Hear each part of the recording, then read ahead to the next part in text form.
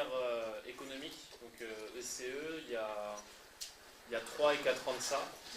J'ai ensuite intégré, après ma prépa à Mantes et mon lycée à Mantes, l'école de commerce de l'EDEC, dont je serai diplômé la semaine prochaine. Voilà. Moi je m'appelle Yanis, je suis dans la même pro que Jordan, en 2011-2013, donc j'ai fait la filière économique aussi, et puis j'ai intégré une école qui s'appelle Schema, d'abord sur un campus parisien à la Défense, et puis là je suis à côté de Nice à Sophia Antipolis. Bonjour à tous, moi c'est Amira, j'ai également été dans la même promo que Yanis mais du côté littéraire.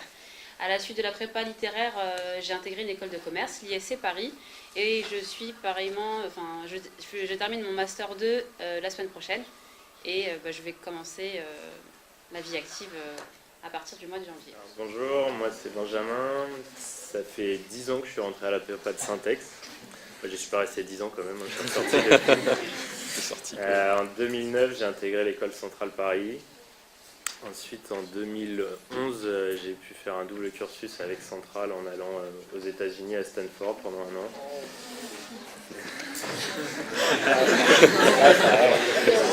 Ça rejette. La bonne nouvelle, c'est que vous pouvez aussi. Et après ça, j'ai commencé à travailler d'abord dans un grand groupe, dans le groupe Airbus pendant 4 ans, et j'ai changé tout récemment pour aller travailler dans une start-up. Bonjour, alors moi c'est Kevin Mantissa, j'ai intégré la prépa de Syntex donc en MPSI en 2012, j'en suis sorti en 2014 et donc à l'issue de mes 2 années de prépa à Syntex, j'ai intégré l'INSA Centre-Val de Loire, donc sur le campus de Bourges, donc Bourges, une ville de 65 000 habitants, Printemps de Bourges si vous connaissez, un grand festival de musique. Et voilà, là actuellement je suis en dernière année d'école d'ingénieur, je finis les cours dans 2 mois et après stage de 6 mois et on espère avoir le diplôme en 2017. Voilà. Bonjour, moi je m'appelle Max, j'ai intégré la prépa en 2005, donc ça date maintenant. Ensuite j'ai fait un master à la Sorbonne, c'est bizarre, on va prendre le temps. Hop là. Donc ensuite j'ai intégré la Sorbonne Nouvelle pour passer finalement à un CAPES de lettres modernes, et donc je suis maintenant enseignant, professeur de français en collège dans le coin, mais j'ai aussi enseigné ici en tant que professeur de français, ce qui était assez comique pour le coup. Voilà. Moi je suis Ikram, j'étais dans la même promo que Max, en époque Ancagne, en 2005, et moi je me prédestinais à être professeur de français, et j'ai finalement bifurqué vers le journalisme, et j'ai fait une école en alternance qui est celle de l'ESJ Lille, mais qui est basée à Montpellier. Et aujourd'hui, je suis journaliste au service des sports de Canal+. Bonjour, je m'appelle Julie Braga, donc j'étais en prépa il y a 2 ans, 2012-2013 je crois. Maintenant, donc, je suis à Montpellier Business School, je suis en alternance et je suis analyste au groupe Lafarge. Bonjour, moi c'est Cécile, donc j'étais dans la même promo que Kevin, en scientifique donc, et donc suite à la prépa, moi je suis allée à l'université en physique fondamentale et maintenant je suis en électronique et donc première année de master. Bonjour, ça marche? Oui, ça va. Je m'appelle Philippe Ambroise, du coup j'étais à la prépa de Syntex en 2009, ça date un peu mais ça va. Donc après j'ai été diplômé de l'IEP de Lyon ainsi que de l'école vétérinaire de Lyon aussi. Donc maintenant je suis consultant. Bonjour à tous, je m'appelle Sarah Guérin, j'étais dans la même promo que Philippe, donc en 2009-2012. J'ai fait 3 ans de prépa et je suis ensuite allée à l'université de Nanterre pour faire un master de lettres modernes. J'ai obtenu mon CAPES et je prépare l'agrégation de lettres modernes cette année. Bonjour, moi je m'appelle Paul Beaumont. J'ai intégré la prépa cette année et je suis en filière éco. Et je suis au BD aussi. Bonjour, je suis Maël, je suis en 2e année de prépa éco. Comme Paul, je suis parti du BDE, qui est l'association étudiante qui est née cette année. Et donc on va vous parler un petit peu juste après. Je suis en Hippocane cette année. Donc l'année prochaine, je fais encore l'année en pour préparer les écoles de commerce. Moi c'est Luna, je suis dans la même promo que Narges et je compte intégrer Sciences Po l'année prochaine ou l'année d'après. Bonjour, moi c'est Abou Shaima, j'étais au lycée Saint-Exupéry pour ma première terminale, et maintenant je suis étudiante de première année de prépa scientifique, c'est-à-dire l'IES. Moi c'est Trésor, je fais partie des fameux bébés que Madame Di Marco a décrit, donc je suis arrivé cette année à Saint-Exupéry, et je suis en ECE, donc filière économique, pour essayer d'avoir les écoles de commerce. J'ai fait mon lycée ici, je suis de la région, donc de ma seconde à la terminale. Après en terminale, voilà, j'ai voulu... je suis comme vous, j'ai participé à ce type de réunion avec des anciens de la prépa qui m'ont donné vraiment envie de la rejoindre. Quelle que soit la prépa éco, scientifique ou littéraire, il faut savoir que chaque fois les étudiants en sortent grandis et chacun dans leur domaine respectif arrive à avoir leur parcours éducatif, professionnel, personnel, avoir plus ou moins ce qu'ils désiraient. Et pourquoi Mantes après la prépa? Je voulais intégrer les écoles de commerce, donc faire la prépa ECE à Mantes. Et pourquoi Mantes? Déjà, vous avez des effectifs plus petits, plus à taille humaine en tout cas que dans certaines grosses prépas, soit Paris, Versailles ou ailleurs. On est plus dans l'entraide plutôt que dans la compétition entre les élèves, ce qu'il peut y avoir dans d'autres prépas à mon avis. Et je connais beaucoup de gens qui sortent de ces prépas du coup en école de commerce. Et il y a parfois de la compétition entre élèves, ce qui peut être mal vécu par certains. Là, à Mantes, vous êtes encadré par une équipe d'enseignants qui veillera sur vous vraiment, qui vous donneront les mêmes armes que pour tous les autres étudiants pour réussir les concours. Donc il y a d'excellents profs, c'est proche de chez vous si vous êtes de la région.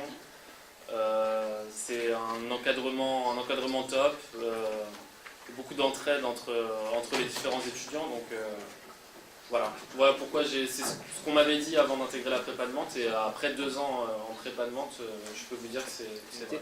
Étant donné les horaires qu'impose la prépa, la quantité de travail, le fait de pouvoir rentrer chez soi, le soir sans faire 1h30 de transport ou 2 heures, c'est quand même un gros avantage. Moi, l'idée d'une prépa est venue tard. Clairement, je n'aurais pas envisagé une prépa ailleurs, parce que je ne voulais pas justement retrouver l'esprit, je sais pas du tout l'esprit compétition, être le meilleur. C'était vraiment pour me forcer à me dépasser un peu, à me pousser un peu dans les retranchements, parce que je savais qu'en prépa, il allait falloir encore monter d'un cran en termes de travail, et ça m'a fait beaucoup de bien. Donc c'est pour ça aussi Syntex.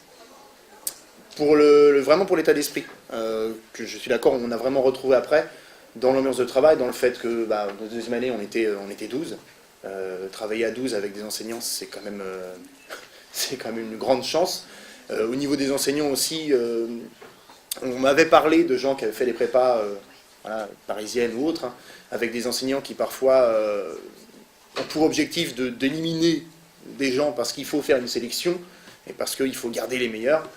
Ça, c'était pas mon optique du tout, et ce qui est très agréable ici avec les enseignants qu'on a eus, c'est que l'optique, quel que soit notre profil, c'est de nous accompagner et nous permettre de réussir quel que soit l'endroit où on part, et nous proposer des options qui vont nous permettre de nous épanouir après. Et ça, c'est vrai que c'était quand même assez, je pense, assez spécifique à ici.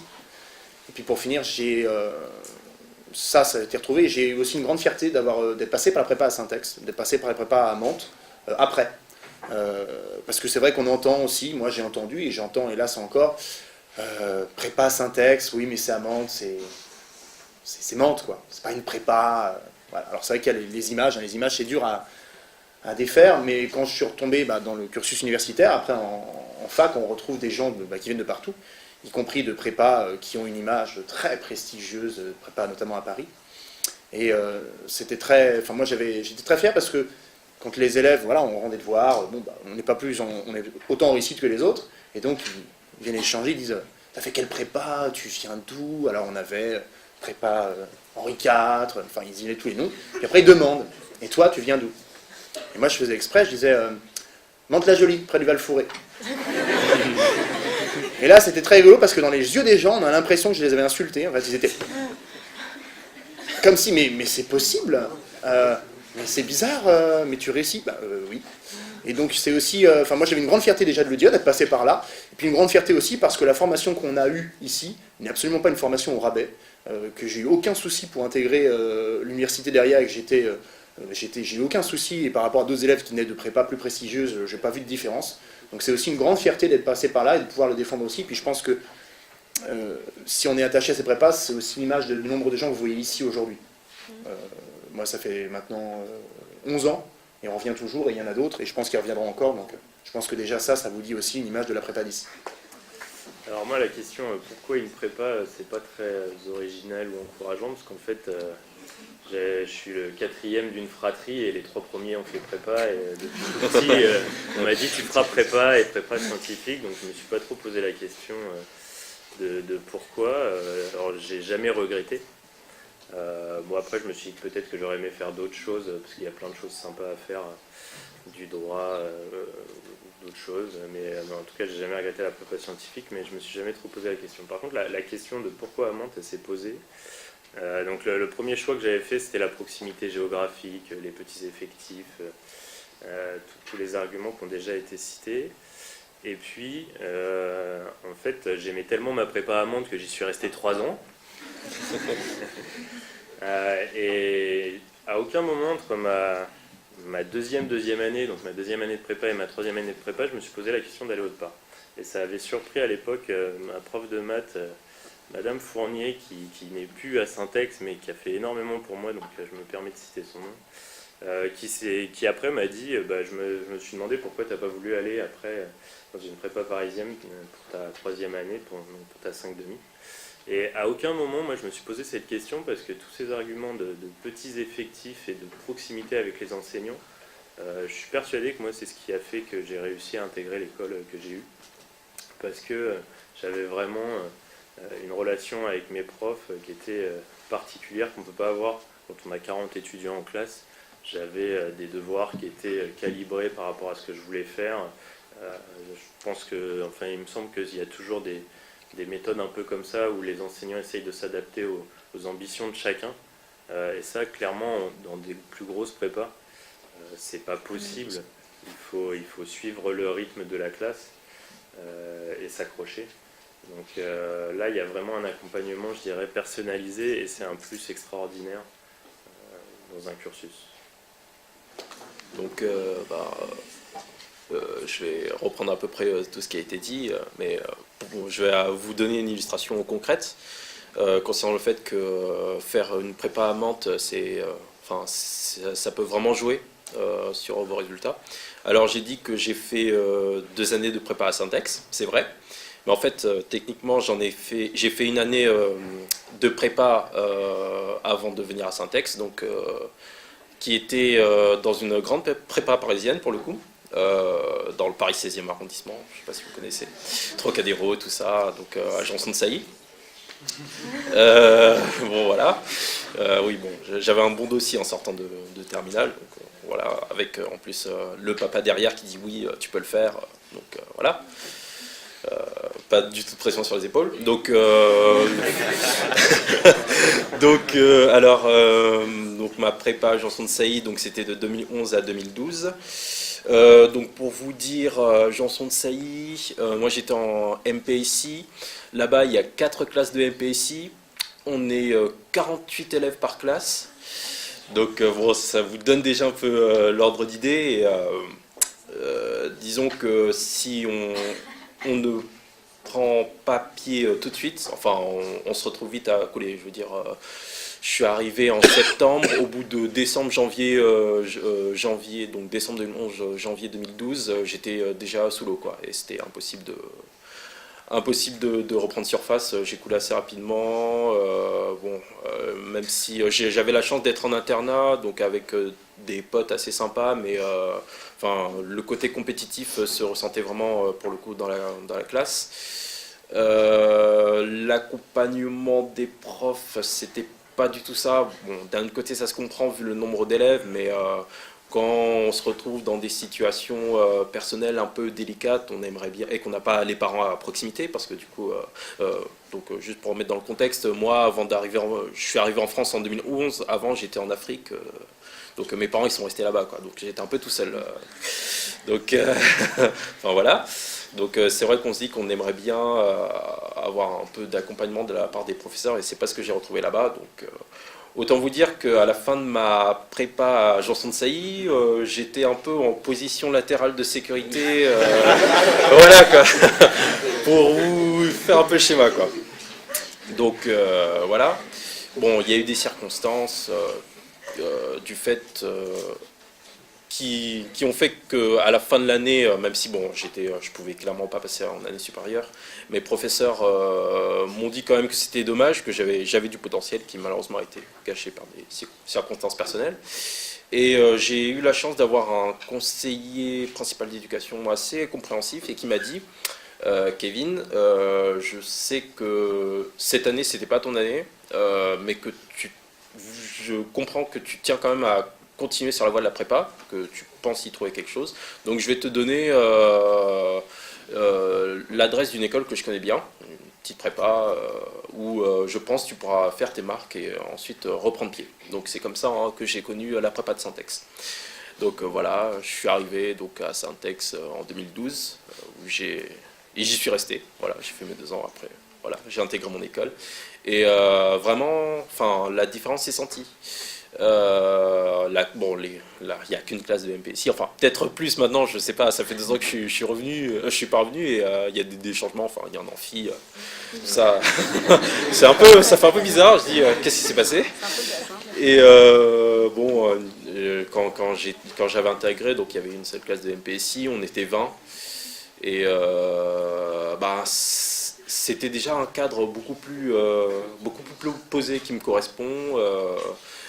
Les professeurs sont là, si jamais on a un souci, enfin bon, mes professeurs étaient plus ou moins au courant, donc pour certains, de la situation de laquelle je venais de sortir. Et ça a joué, vraiment. Je peux dire que par rapport à Janson de Sailly, je me suis senti bien les 2 années que j'ai passées ici. Et en plus, je me suis fait des potes vraiment sympathiques avec qui on avait des petits délires. Donc vraiment, ça a contribué. J'étais bien entouré. D'ailleurs, je tiens à remercier, bon, même si elle n'est pas là, Madame Joncard, je pense, qui a joué une part importante donc, dans les 2 ans que j'ai passé ici. Et ouais, vraiment, je me suis senti bien, quoi. Et c'est tout bête, on se dit, il y a des moments où je me dis, bon, quelques années après, je me dis, si j'étais venu à Syntex directement, peut-être que ça se serait passé tout de suite différemment. Enfin, bon, l'heure n'est pas au regret, mais enfin, je me dis que je suis content d'être passé par Syntex. Et si je devais faire une petite analogie, si vous voulez, quand vous intégrez la prépa, vous êtes une sorte, allez, on va dire, un coureur qui fait du demi-fond, donc mi-endurance, mi-sprint.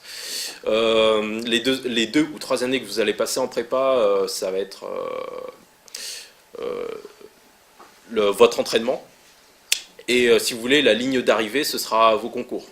Mais ce qui est important, alors il y a 2 facteurs qui est important donc, pour un athlète, entre guillemets, c'est déjà l'entraînement, donc les 2-3 années que vous allez faire, et on va dire bon, l'équipement, qui vont être... l'équipement, ça va être la paire de chaussures que vous allez porter pour faire vos courses. Bon, ça va paraître un peu bizarre, mais disons que vous aurez beau acheter, vous aurez beau être super performant sur tous les entraînements que vous pouvez faire, si vous n'avez pas la bonne paire de chaussures, enfin, je veux dire, si vous courez dans des Adidas bon, qui vous ont coûté 140 €, mais dans lesquels vous n'êtes pas bien, bah, au bout d'un moment, vous allez trébucher, vous n'allez pas faire atteindre le résultat que vous cherchez. Et en fait, voilà, je pense que c'est important, quand vous choisissez votre prépa, c'est d'où l'expression « trouver chaussure à son pied ». Et c'est un peu ça. Et avec Syntex, j'ai trouvé chaussure à mon pied. Puis, voilà. Pour ceux qui n'ont pas entendu, on demande si on peut avoir fait un bac S et ensuite faire une prépa éco. C'est ça. Et la réponse est oui. Moi j'ai fait bac ES, mais je sais que dans ma promo il y avait des personnes qui avaient fait bac S. Il n'y a vraiment pas de problème.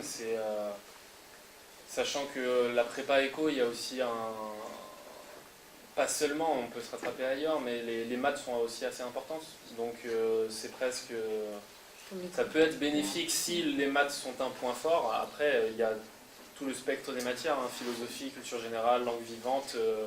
Et il y a une matière importante qui est effectivement l'AEH, enfin ça a changé de nom je crois, mais qui est un peu une sorte l'équivalent de la SES et de l'éco au lycée. Et même si tu n'en as jamais fait avant, le programme est vraiment bien respecté. Tu peux te mettre dedans, assimiler les concepts économiques assez rapidement. Je pense qu'il n'y a pas de problème. Tu ne seras pas pénalisé. Si. Donc voilà, du coup je vais rebasculer sur ce que Madame Di Marco aimerait en pas. C'est surtout sur la vie de la prépa en fait. Donc moi c'est un peu le même cas que Kevin, sauf que moi c'est cette année que ça s'est fait. Donc je suis né en Afrique, j'ai grandi en Afrique, enfin, au Burundi, au Congo et au Burkina Faso. Et je suis arrivé en France en juillet. Et c'était assez impressionnant, justement, le choix de la prépa à Syntex s'est fait justement en fonction de tous les critères dont ils vous en parlaient. Déjà, je me suis dit, me mettre dans une prépa beaucoup plus prestigieuse où la compétition sera vraiment à l'heure.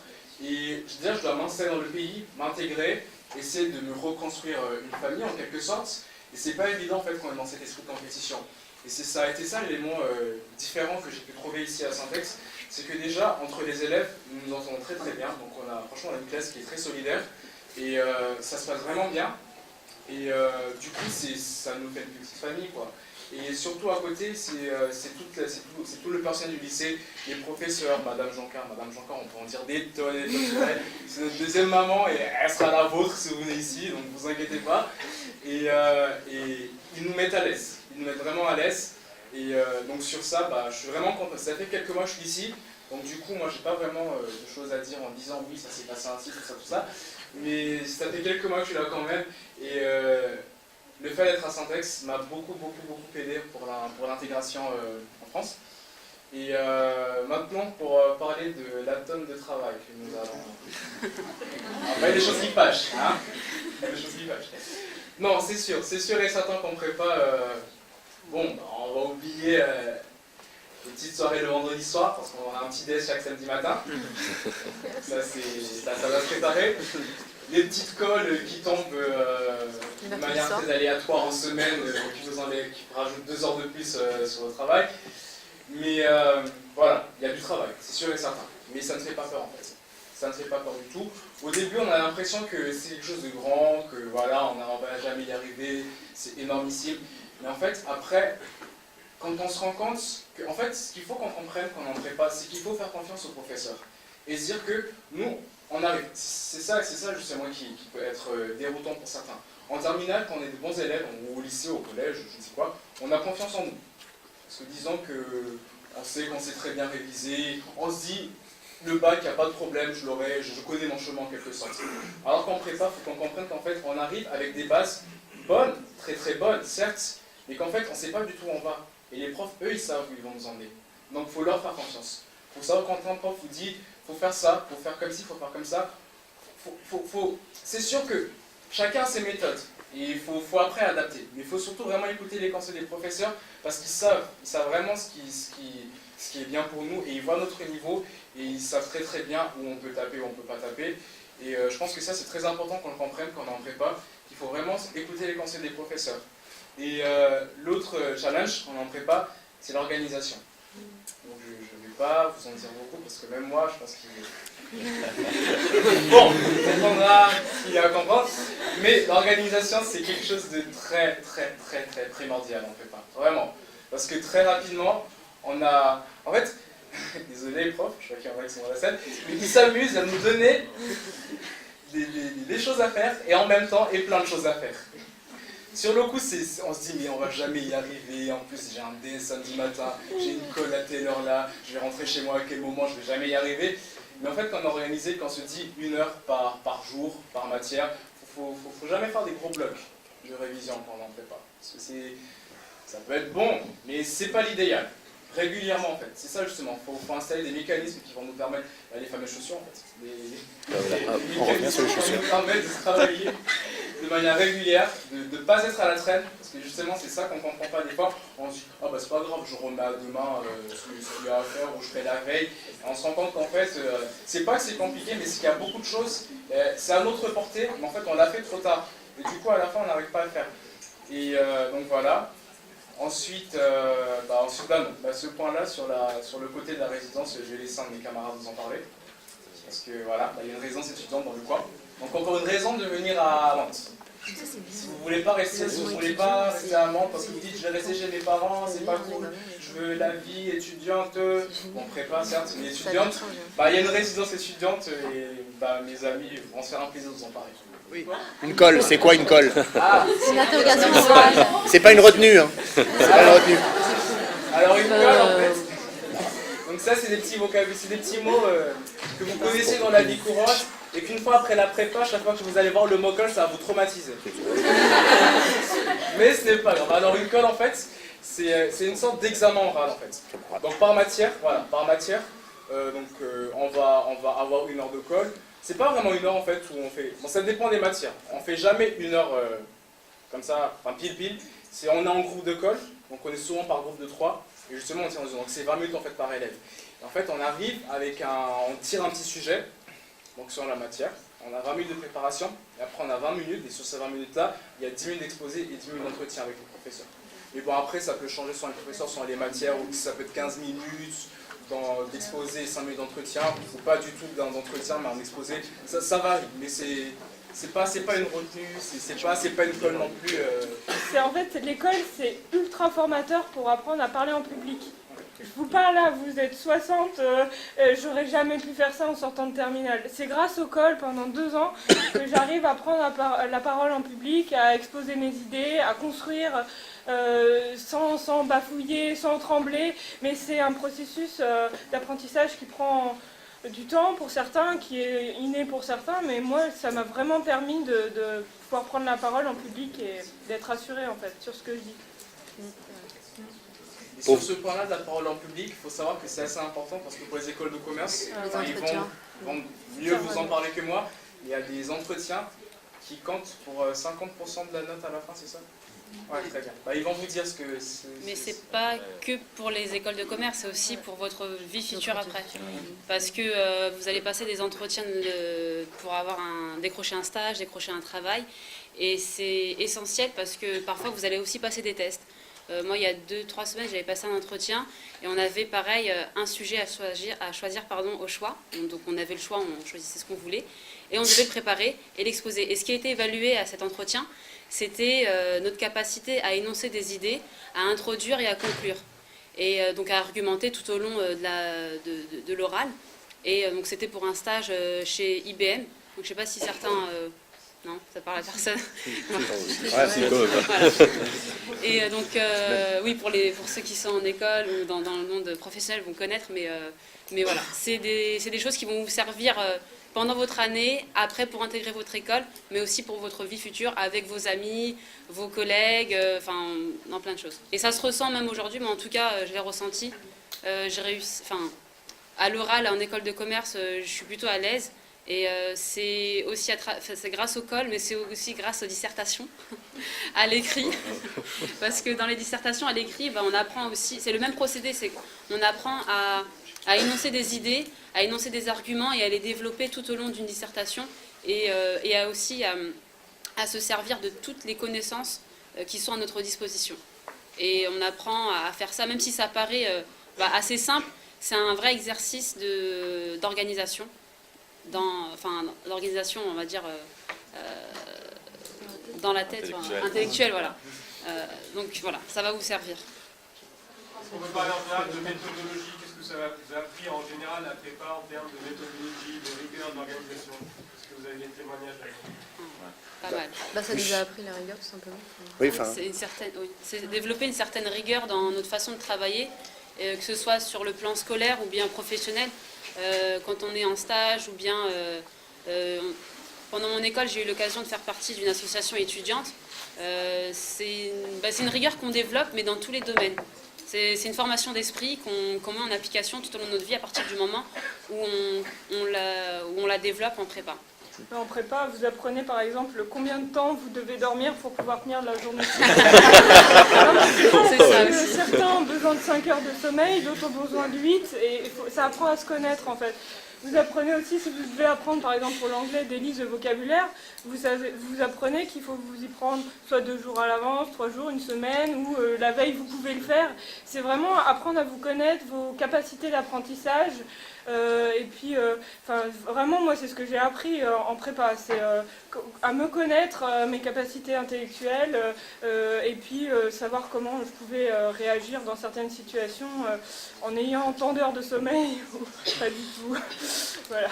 Je trouve que c'est super vrai parce que ça apprend à connaître ses limites, voilà, c'est le truc, aussi physiques, parce que quand on n'est pas organisé, la première année, c'est nuit blanche. Hein. quand il y a 2 dissertations, et après ça, on le fait 1 ou 2 fois, mais après, on apprend très vite à pas le faire, parce que sinon, en plus, il y a la journée de 8 heures à faire. Voilà, plus l'école.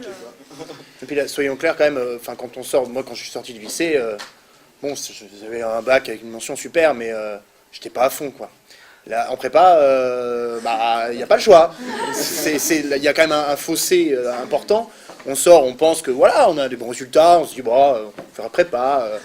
Puis là, voilà, quand vous avez une colle, on vous dit, bon, il y a 30 sujets, rien qu'en histoire à préparer pour la semaine prochaine, vous pouvez tomber sur un des 30, sans compter qu'il y aura la dissertation de français, la dissertation de géographie, etc. Enfin, ça vous pousse à vous connaître, mais ça vous pousse aussi dans ce que vous pouvez vraiment faire. Quand vous vous mettez vraiment à travailler, et l'avantage que ça a, c'est que certes, quand on y est, c'est dur, soyons clairs, hein, au niveau du rythme de travail, au niveau de l'exigence que ça a sur soi, sur son organisation. Alors après, effectivement, l'état d'esprit fait que c'est aussi avec les autres, on va s'entraider. Enfin, quand on a 30 sujets, clairement, on s'était dit, on se les partage parce que 30 pour une semaine d'après, ça va pas le faire. Mais c'est aussi ça. Et par contre, la différence, on la voit surtout après.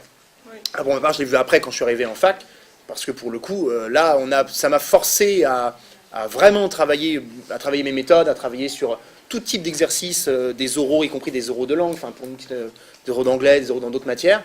Quand on arrive en fac, on a des méthodes de travail, on a un rythme de travail, on a une capacité de travail qui est plus du tout la même que celle qu'on avait quand on y est rentré, et du coup qui a un avantage énorme après, parce que quand on arrive après, moi à la fac, voilà, il a fallu travailler, mais c'était beaucoup plus cool, et le niveau du rythme et des méthodes que j'avais prises, ça m'a permis de travailler plus efficacement, beaucoup plus rapidement. Et puis après, à titre personnel, pour les concours d'enseignement, voilà, enfin, j'ai vu la différence sur l'oral. Hein.